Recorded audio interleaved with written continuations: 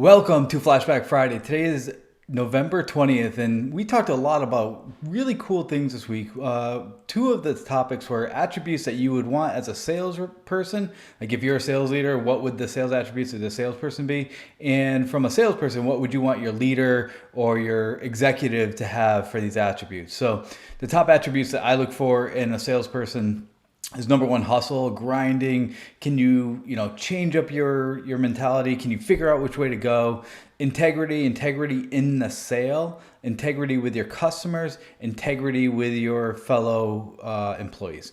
And then finally, coachability. This one's a really hard one to try to figure out, but when I'm interviewing people, I try to give them a task. I try to give them something in the beginning of an interview or the first interview, and then look to see if they've actually implemented that in a following interview. The second one is what I look for in leaders or people that I'm working for, and that is emotional intelligence, EQ, the vision and ability of building a strategy. What does that strategy look like? And then finally, the ability to execute on that strategy. Where are you executing? Can you execute? Have you executed before? If you haven't, what do you plan on doing to execute?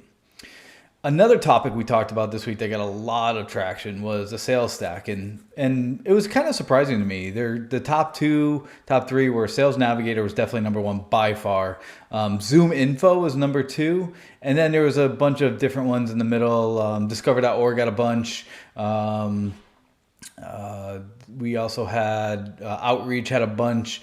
And so it was interesting to me, though, there's no big, like Gong had a couple, not a lot of Chorus.ai, so not a lot of the sales AI tools that are out there. So I'm curious, the people that put in Sales Navigator, are you actually closing business from Sales Navigator? Are you looking to build relationships? I think of Sales Navigator as a long-term strategy where you're just building that relationship, having those conversations. I'm enjoying all the conversations that we're having.